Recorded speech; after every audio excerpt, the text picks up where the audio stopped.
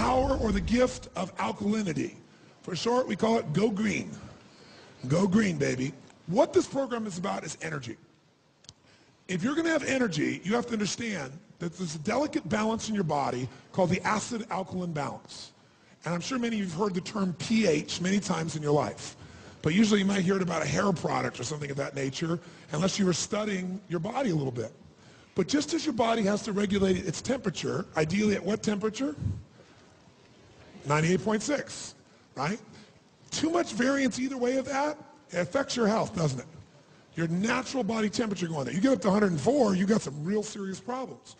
Well, as important as your body temperature is, not the external temperature, but the body temperature that you're able to maintain consistently, there's another number that's equally important, maybe even more, and that is the acid-alkaline balance within your body. The pH balance, as it's called.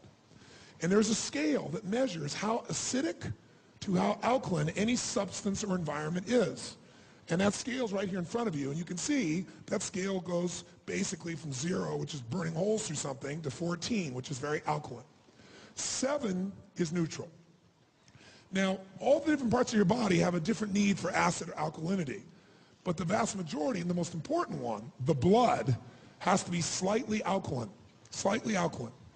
Now, that alkalinity is 7.36, and much variance from that, and you got some challenges in your blood.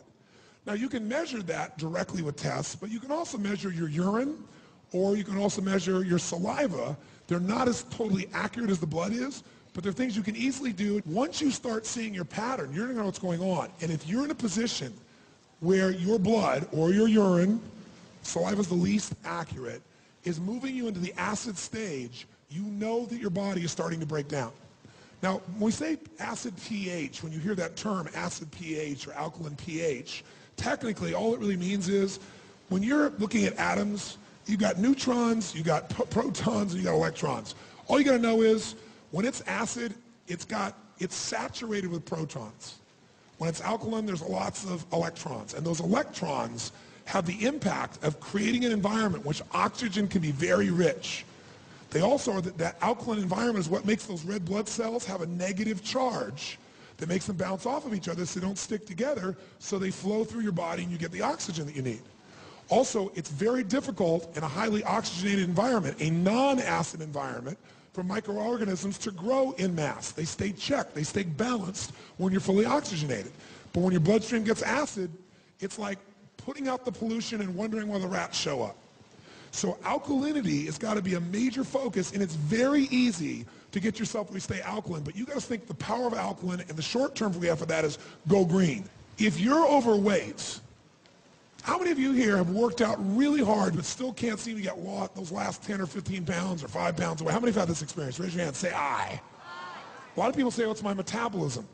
Well, that would be true to some extent, but a lot of people work out like crazy. They still don't seem to be getting the result. When your body is extremely acidic, you don't get as much oxygen. When you don't get as much oxygen, everything slows down, including the metabolism, even though you're working out. In addition, as you work out, if you work out hard and you're working out in an anaerobic way, you're building even more what? Who knows? Even more acid. So a lot of people are actually, the body then says, wait a second, we got to retain more water here to protect it, and we got to get these acids away from the critical organs of the body, so we're going to retain fat, put it in the fat until the body has time and has enough energy again where we can push it in the bloodstream and excrete it again. We can get rid of these wastes. So fat actually protects you.